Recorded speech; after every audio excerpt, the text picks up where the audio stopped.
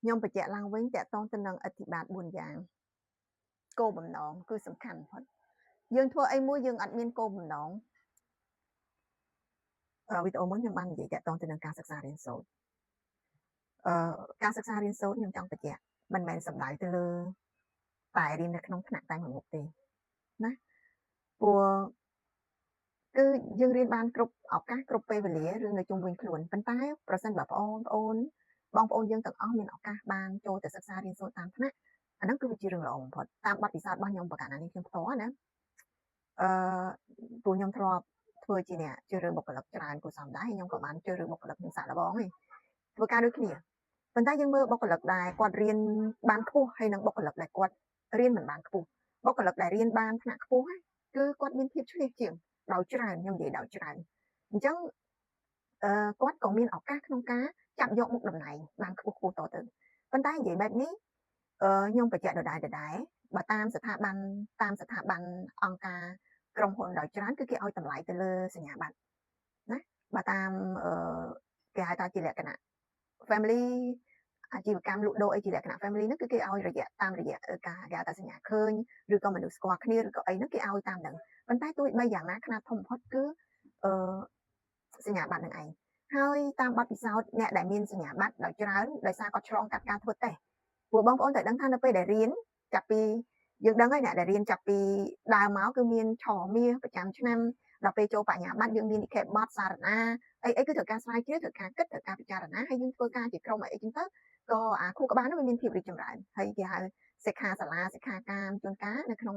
សាលាបច្ចុប្បន្ននេះដូចជាមានចុះទៅដល់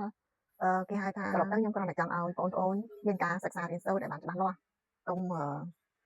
គិតគួរអារឿងស្អីណានៃស្រឡាញ់ប្រុសស្រីអីហ្នឹងខ្លាំងពេកយើងគិតថាវាជាបង្អែមវាជាបើនិយាយតាមក្បួនគីមីឬក៏រូបជាគេបកកដូចតែជួយជាកម្លាំងចិត្តដូចនិយាយដែរបើថាវាជាកម្លាំងចិត្តក៏យើងយកមកប្រើជាថ្នាំឱសថដើម្បីជំរុញបងប្អូនត្រូវដឹងថាចេះមានទ្រឹស្ដីស្នេហាមួយណាគេថាស្នេហាគឺជារបាញ់លេងសម្រាប់អ្នកដែលរវល់ហើយវាគឺជាជំនួញអ្នកដូចថាឯកទេសជំនាញរបស់អ្នកដែលជំនាញចូលចិត្តអាហ្នឹងត្រូវដឹងអញ្ចឹងយើងទ្រឹស្ដីហ្នឹងមួយយ៉ាងដែរតែក៏មិនឲ្យដើរសាយណាដើរសាយជាសាយចោលទេអញ្ចឹងយើងងាកមកមើលខ្ញុំចង់លើកយកនៅកម្ពុជាធម៌របស់ព្រះអង្គបានត្រាស់ក្នុងនាមយើងជាអ្នករៀនក្នុងនាមអ្នករៀនគោលការណ៍របស់អ្នករៀនគឺសញ្ញាបត្រនឹងសំខាន់ណាស់ខំប្រឹងជាពិសេសស្ត្រីទាំងឡាយខ្ញុំលើកទឹកចិត្តឲ្យខំប្រឹងរៀននៅពេលដែលយើងរៀនគឺយើងអាចរៀនចេះគឺយើងអាចផ្លាស់ប្ដូរអនាគតយើងបានបើសិនជាប្អូនក្រប្អូនលំបាកប្អូនត្រូវរកវិធីសាស្ត្ររៀនហើយជាពិសេសរៀនភាសាអង់គ្លេសនឹងតែម្ដងហើយបើសិនជារៀនចូលមហាវិទ្យាល័យឬក៏អីយើងយកឯកទេសណាមួយបន្តមកទៀតគឺយើងត្រូវមានភាសាហ្នឹងត្រូវអមជាប់ពុះសម័យនេះអត់អាចអត់ចេះភាសាបានទេហើយនឹងគ្រឿងបច្ចេកវិទ្យាកុំព្យូទ័រអីហ្នឹងគឺវាមានអបតាមការសិក្សារបស់យើងហើយកុំទៅវង្វេងការខ្ញុំរៀននៅមហាវិទ្យាល័យពួកខ្ញុំរៀនខាងផ្នែកគ្រប់គ្រងអញ្ចឹងគេចេះថាស្រីរៀនធ្វើអីមិនដឹងទៅគ្រប់គ្រងអ្នកណាហើយម្យ៉ាងវិញទៀតរៀនច្រើនពេកគ្មានណាគេស្រឡាញ់គ្មានណាគេយកធ្វើប្រពន្ធទេចាអាហ្នឹងក៏ខ្ញុំមិនដែរខ្វល់ពួកខ្ញុំសំខាន់គឺយើងចង់បានអីនៅក្នុងជីវិតរបស់យើងអញ្ចឹងសម្រាប់យើងនៅក្មេងវ័យហើយយើងកំណត់គោលដៅបងប្អូនត្រូវដឹងមានគោលដៅមួយឲ្យបានច្បាស់លាស់ថាយើងត្រូវការអីខ្ញុំប្រកាសណានេះខ្ញុំចង់រើពីកម្ពុជាមនុស្សព្រះសម្មាសម្ពុទ្ធបរមគ្រូរបស់យើងព្រះអង្គប្រាថ្នាតែម្យ៉ាងគាត់គឺសัพពញ្ញុតញ្ញាណអញ្ចឹងលោក4អសង្ខ័យកម្រៃមួយសែនកាប់ព្រះអង្គធ្វើអ្វីៗគ្រប់យ៉ាងដើម្បីសัพពញ្ញុតញ្ញាណហើយដល់ពេលអ្នកចូលមកដោយពនាមពំពាឬក៏ព្រះសិរីបុត្រឬក៏ព្រះមហាមុគលានញាតិរបស់លោកទាំងអស់គឺចូលមកដូចថាអាហ្នឹងគេហៅថាចូលមករកលោកដើម្បីធ្វើដំណើរទៅជាមួយគ្នានឹងពនាមពំពាអីហ្នឹងមកគ្រប់សពបែបយ៉ាងបំពេញនៅទានដល់ព្រះអង្គឬមួយក៏សហការគ្នានិយាយទៅសហការគ្នាដើម្បីចិញ្ចាក់ពីលោកនេះយ៉ាងណាយើងជាអ្នករៀនយើងត្រូវដៅគោលដៅយើងត្រូវការអីចប់បញ្ញាបត្រចប់អនុបណ្ឌិតចប់បណ្ឌិតឬក៏ត្រូវការអីហើយអ្នកខ្លះខ្ញុំគាត់តែចែករំលែកក្នុងការសិក្សារៀនសូត្រកន្លងមកបើយើងរៀនពិតមែនអាយុ25ឆ្នាំគឺចប់ហើយអនុបណ្ឌិតឬក៏បណ្ឌិតមើលអាយុ18ឆ្នាំ18ឬក៏19ខ្ញុំវាយយ៉ាងយូរបំផុត20ឆ្នាំចុះចប់ហើយបាក់ឌុបអញ្ចឹងថែមបញ្ញាបត្រ4ឆ្នាំទៀត25 24ហើយថែមអនុបណ្ឌិត2ឆ្នាំទៀត25 26 27ថែមបណ្ឌិត2ឆ្នាំទៀត2ឆ្នាំទៅ3ឆ្នាំទៀតអាហ្នឹងហ្មងវាយយ៉ាងយូរគឺ30អញ្ចឹងកំឡុងពេលហ្នឹងស្រីយើងគេថាអូចាស់ហើយចេះមួយចេះពីរហើយបោះបង់ចោលហើយខ្លាចចាស់ខ្លាចអត់មានប្តីខ្លាចអត់ចេះច្រើនអញ្ចឹងគួរគិតឡើងវិញដល់ពេលរួចតាំង ប្តីផ្ដួលទៅលើខាងប្រុសដល់ពេលមានបញ្ហាអីកើតឡើងវិបត្តិផ្លូវចិត្តកើតឡើងព្រោះតែអត់មានអីដែលសាពឹងគេចេះមួយចេះពីរខ្ញុំចង់ឲ្យស្ត្រីទាំងឡាយរឹងមាំក្នុងការសិក្សារៀនសូត្រហើយការសិក្សារៀនសូត្របញ្ជាក់ដដែលមិនមែនបានន័យថាតែនៅក្នុងសាលាទេហើយអ្នកខ្លះគេថារៀនទៅមើងងាយប្តីចេះមួយចេះពីរខ្ញុំរៀនច្រើនគួរសមដែរប៉ុន្តែខ្ញុំអត់មានឃើញអាក្នុងសាលាហ្នឹងគេបញ្ជាក់ថាឲ្យមើងងាយអ្នកនេះឲ្យមើងងាយអ្នកនោះមានតែសុជីវធម៌ជាពិសេសគឺពេទ្យហ្នឹងរៀនពេទ្យហ្នឹងគឺមានសុជីវធម៌ច្បាស់លាស់ណាស់ជាមួយអ្នកជំងឺព្រោះវាជាគេហៅថាក្រមសីលធម៌អ្នកជំងឺយ៉ាងម៉េចយើងអីចឹងណានឹងមិនបាច់និយាយទេអញ្ចឹងមួយទៀតអ្នកខ្លះគាត់ថាដូចខ្ញុំរៀនបដាគឺខ្ញុំធ្វើការបដាតាំងពីអាយុ19ឆ្នាំគឺរៀនបដាធ្វើការបដាតែវាហត់ណាពិបាកស្ទុះមែនតើហើយបើមិត្តភក្តិខ្ញុំដែលច្រើនដែលគាត់ជាកូនអ្នកគ្រាន់គាត់អត់ធ្វើដូចខ្ញុំទេគឺគាត់រៀនចប់បានគាត់រកការងារធ្វើអាហ្នឹងក៏មួយយ៉ាងតែគាត់មានការងាររបស់គាត់សម្រាប់ធ្វើ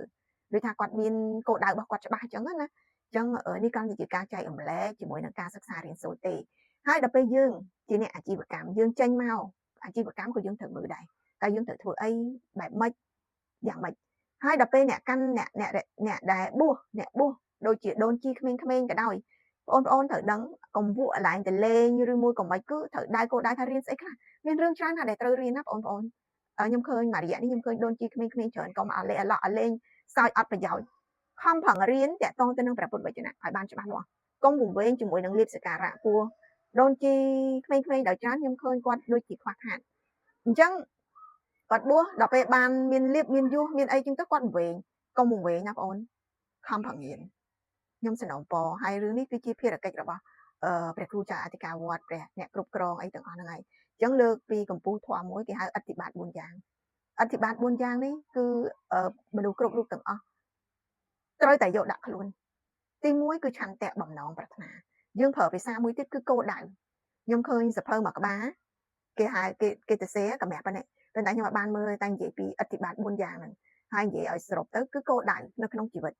រៀនចង់បានអីគោលដៅសំខាន់បំផុតបើយើងជាអាជីវកម្មយើងត្រូវការអីបើកហាងច្រើនឬមួយមិនរឿងអ្នកធ្វើអាជីវកម្មនេះគឺអត់ឆ្អែតក្នុងការធ្វើចំនួនទេហើយចំណែកអ្នកចូលចិត្តរៀននេះគឺមិនឆ្អែតនៅក្នុងការរៀនទេរៀនអ្វីដែលមានប្រយោជន៍កុំរៀនអ្វីដែលអត់ប្រយោជន៍សម្រាប់គេហៅថាអភិវឌ្ឍគំនិតអភិវឌ្ឍការសិក្សារបស់យើងហើយដល់ពេលអ្នកបួសបព្វជិតនេះអ្វីដែលត្រូវការអរិយមគ្គណាបញ្ជាក់អរិយមគ្គបងប្អូនទាំងអស់អ្នកបួសទាំងអស់វង្វេងជាមួយនឹងលៀបយសការៈគឺពិបាកហើយអរិយមគ្គហើយអរិយមគ្គហ្នឹងត្រូវរៀនបែបម៉េចណាខំប្រឹងមើលព្រះពុទ្ធវចនៈអញ្ចឹងឆន្ទៈហ្នឹងគឺបំណងគោលដៅតែយើងចង់បានអីនៅក្នុងជីវិតហើយនៅពេលដែលយើងដៅគោលដៅយើងរៀបចំគោលដៅយើងឲ្យបានច្បាស់លាស់ហើយបន្តមកទៀតគឺព្យាយាមដើរទៅដល់គោលដៅហ្នឹងស្ថាប័នក្រុមហ៊ុនធំដែលគេយកគោលការណ៍នេះទៅប្រើការរៀបចំយុទ្ធសាស្ត្ររៀបចំវិធីសាស្ត្រគ្រប់សពបែបយ៉ាងដើម្បីឲ្យទៅដល់គោលដៅ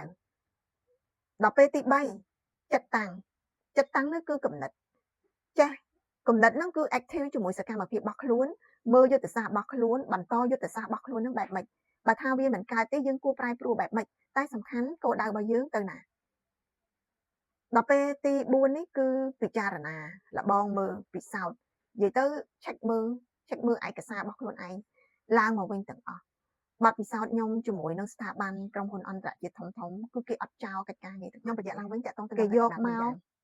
គោលបំណងគឺសំខាន់បំផុតយើងធ្វើអីមួយយើងអត់មានគោលបំណងហើយបងប្អូនដែលមានបងប្អូនមានកូនណាគឺត្រូវឲ្យគាត់មានគោលបំណងមួយច្បាស់លាស់នៅក្នុងចិត្តចង់ធ្វើអីកូនធំឡើងណាបងអូនក្មួយឲ្យគាត់មានឆន្ទៈមានបំណងហ្នឹងហើយយើងស្រួលតម្រង់ទិសរបស់គាត់តើគាត់គួរទៅផ្លូវណាអញ្ចឹងយើងត្រូវរំលឹកពីគោលដៅហើយបន្ទាប់មកទៀតគឺតាក់ទងទៅនឹងសេចក្តីព្យាយាមដើរទៅឲ្យដល់ពីចំណុចហ្នឹងបន្តទៅគឺចិត្តតាំងហ្នឹងគឺសកម្មភាពបានន័យថារៀបចំយុទ្ធសាស្ត្រចិត្តតម្កល់ទៅលើកិច្ចការងារទាំងអស់ហ្នឹងតើយើងត្រូវរៀបចំយុទ្ធសាស្ត្រកិច្ចការងារបែបម៉េចដើម្បីទៅដល់គោលដៅនេះខ្ញុំឃើញរូបភាពនេះគឺធ្វើបានល្អស្អាតអញ្ចឹងបានយកមកដាក់ខាងនេះអញ្ចឹងមួយទៀតគឺពិចារណាមើលគោលដៅមើលផែនការរបស់ខ្លួនឯងថាធ្វើយ៉ាងម៉េចក្បួន marketing ក្បួនទីផ្សារក៏គេយកគោលការណ៍នឹងមកប្រើដែរគ្រាន់តែគេអត់ប្រើភាសាធម៌ប៉ុន្តែគោលការណ៍ក្បួន marketing ទាំងអស់គឺធ្វើតាមនឹងឯងបងប្អូនមើលនឹងនេះគ្រាន់តែជាការបញ្ជាក់ទេធម៌ដែលអាចសម្រេចប្រយោជន៍គ្រប់គ្នាទាំងអស់មិនថាអ្នកបួសមិនថាអ្នកមិនបួសមិនថាអ្នកធ្វើអាជីវកម្មមិនថាអ្នករៀនសូត្រគឺយកកិច្ចការងារនឹងទៅ apply ហើយរហូតដល់មានគេហៅការសិក្សារៀនសូត្រមួយបែបទៀតគេហៅ operation ការរៀននោះក៏ខ្ញុំធ្លាប់រៀនដែរក៏យកគោលការណ៍ទាំងអស់នេះមកប្រើដែរ operation នោះគឺសំខាន់ណាស់គោលដៅរៀបយុទ្ធសាស្ត្រដើរតាមយុទ្ធសាស្ត្រហើយបន្តមកទៀតយើងត្រូវតែពិចារណាយើងកុំអីបានជាវាដើរដល់ចំណុចរបស់យើងចង់បាន ហើយយើងរកគេហៅថាអ្នកពិចារណាអ្នកពិភាក្សាពីកិច្ចការងារទាំងអស់ហ្នឹងឲ្យបានហ្មត់ចត់ហើយបន្តដំណើរទៅមុខទៀតខ្លួនយើងនៅក្នុងស្ថាប័ននៅក្នុងកន្លែងណាក៏